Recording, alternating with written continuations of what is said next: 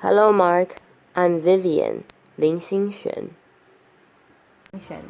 My student number is S03410001.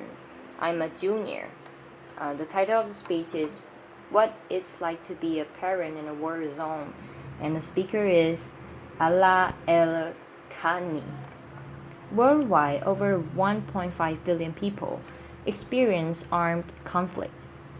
In response, people are forced to flee their country, leaving over 15 million refugees. Children, without a doubt, are the most innocent and vulnerable victims, but not just from the obvious physical danger, but from the often unspoken effects that wars have on their families. The experience of war leave children at a real high risk for the development of emotional and behavioral problems. Children, as we can only imagine, will feel worried, threatened, and at risk. But there is good news. The quality of care that children receive in their families can have a more significant effect on their well being than from the actual experiences of war that they have been exposed to. So, actually, children can be protected by warm, secure parenting during and after conflict. In 2011, I was a first year PhD student in the University of Manchester School of Psychological Sciences. Like many of you here, I watched the crisis in Syria unfold in front of me on the TV. My family is originally from Syria, and very early on, I lost several family members in really horrifying ways. I'd sit and I'd gather with my family and watch the TV. We've all seen those things: bomb destroying buildings, chaos, destructions, and people screaming and running. It was always the people screaming and running that really got me the most, especially those terrified looking children.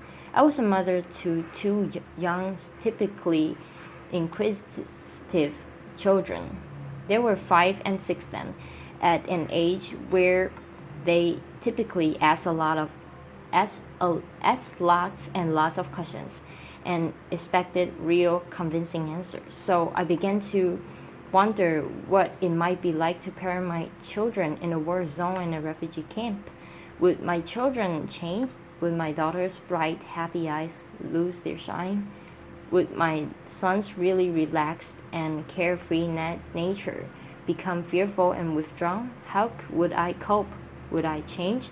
As psychologists and parents trainers, we know that arming parents with skills in caring for their children can have a huge effect on their well-being, and we call this parent training. The question I had was, could parent training programs be useful for families while they were still in war zone or refugee camps? Could we reach them with advice or training that would help them through these struggles? So I approached my PhD supervisor, Professor Rachel Callum, with the idea of using my academic skills to make some change in the real world. I wasn't quite sure what exactly I wanted to do. She listened carefully and patiently, and then to my joy she said, "If that's what you want to do, and it means so much to you, then let's do it. Let's find ways to see if parent programs can be useful for families in those contexts." So for the past 5 years, myself and my colleagues, Professor Callum and Dr. Kim Cartwright, have been working on ways to support families that have experienced war and displacement. Now, to know how to help families that have been through conflict support their children, the first step must obviously to ask them what they're struggling with, right? I mean, it seems obvious, but it's often those that are the most vulnerable that we're trying to support that we actually don't ask. How many times have we just assumed we know exactly the right thing that's going to help someone or something without actually asking them first? So I've traveled to refugee camps in Syria and in Turkey, and I sat with families and I listened. I listened to their parenting challenge, I listened to their parenting struggles, and I listened to their call for help. And sometimes that was just paused, as all I could do was hold hands with them and just join them in silent crying and prayer. They told me about their struggles. They told me about the rough, harsh refugee camp conditions that made it hard to focus on anything but practical chores like collecting clean water. They told me how they watched their children withdraw, the sadness, depression, anger, bedwetting, thumb sucking, fear of loud noises, fear of nightmares, terrifying nightmares. These families had been through what we had been watching on the TV. The mothers, almost half of them, were now widow of war or didn't even know if their husband were dead or alive. Described how they felt they were coping so badly. They watched their children change and they had no idea how to help them. They didn't know how to answer their children's questions. What I found incredibly astonishing and so motivational was that these families were so motivated to support their children. Despite all these challenges they faced, they were trying to help their children. They were making attempts and seeking support from NGO workers. Being in the camp for 4 days and had already made 2 attempts at seeking support for her 8-year-old daughter who was having terrifying nightmares. But sadly, these attempts are almost always useless.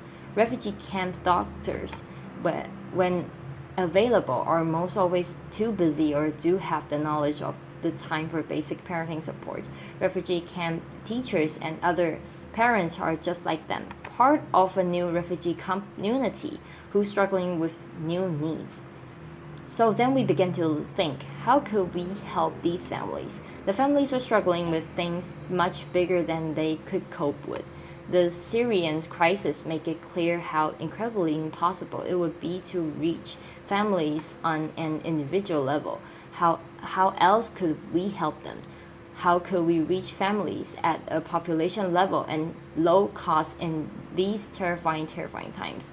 After hours of speaking to NGO workers, one suggested a fantastic innovative idea of distributing parenting information leaflets via bread wrappers that were being delivered to families in the conflict zone in Syria by humanitarian workers. So that's what we did. The bread wrappers haven't changed at all in their experience, except for the addition of 2 pieces of paper. One was a parenting information leaflet that had basic advice and information that normalized to the parent what they might be experiencing and what their child might be experiencing, and information on how they could support themselves and their children, such as information like spending time talking to your child, showing them more affection, being more patient with your child, talking to your children. The other piece of paper was a feedback questionnaire, and of course there was a pen.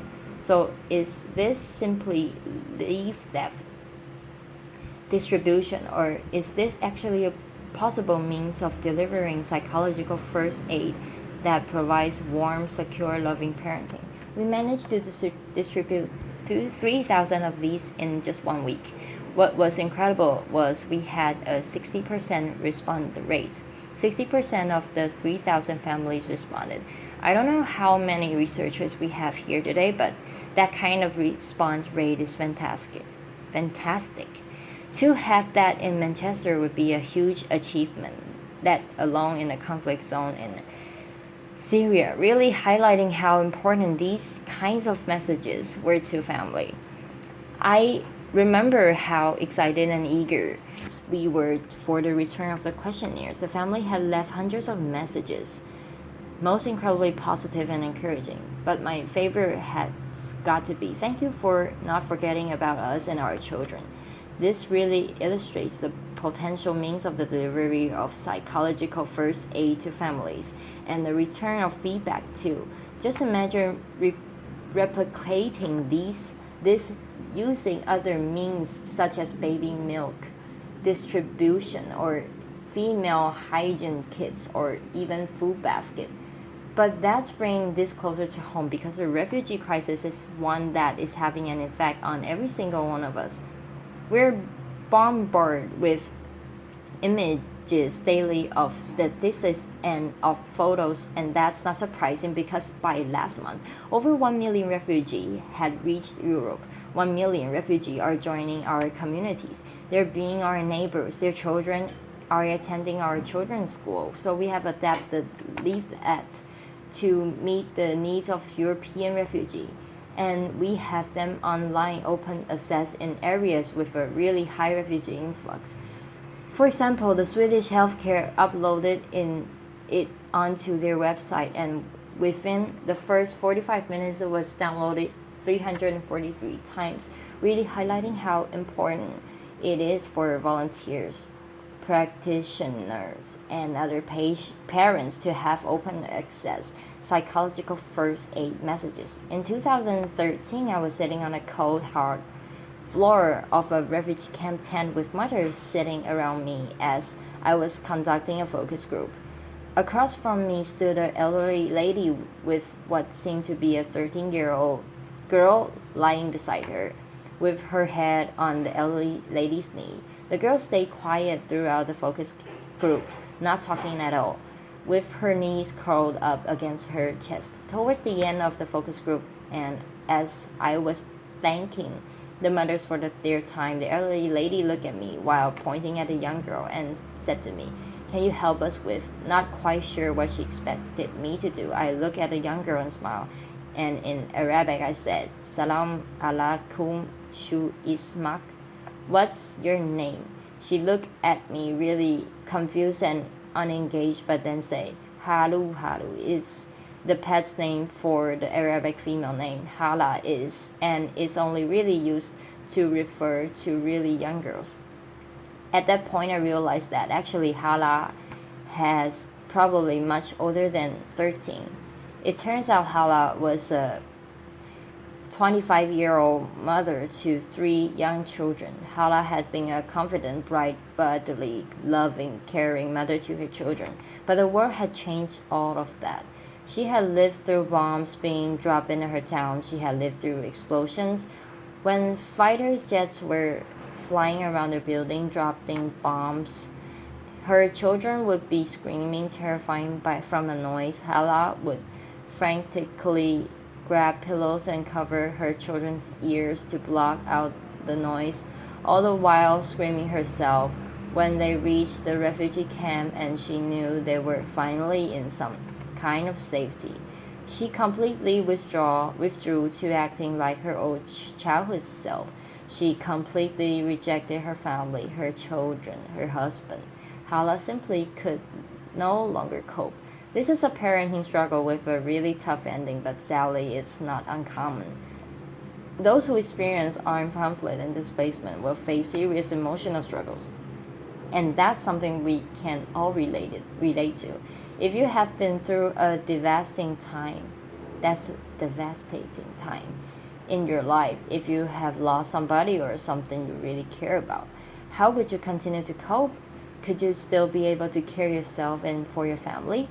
Given that the first years of the child's life are crucial for healthy physical and emotional development, and that 1.5 billion people are experiencing armed conflict, many of whom are now joining our communities, we cannot afford to turn a blind eye to the needs of those who are experiencing war and displacement. We must prioritize these families' needs, both those who are internally displaced and those who are refugees worldwide. These needs must be prioritized by NGO workers, policymakers, the WHO, the UNHCR, and every single one of us in whatever capacity it is that we function in our society. When we begin to recognize the individual phases of the conflict, when we begin to notice those intricate emotions on their face, we begin to see them as humans do. We begin to see the needs of these families, and these are the real human needs. When these family needs are prioritized, interventions for children in humanitarian setting will prioritize and recognize the primary role of the family in supporting children. Family mental health will be shouting loud and clear in global international agenda, and children will be less likely to enter social service system in resettlement countries because their families would have had support earlier on.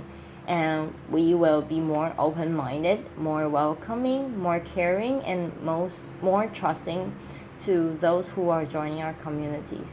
We need to stop wars. We need to build a world where children can dream of planes dropping gifts and not bombs. Until we stop armed conflicts raging throughout the world, families will continue to be replaced, leaving children vulnerable.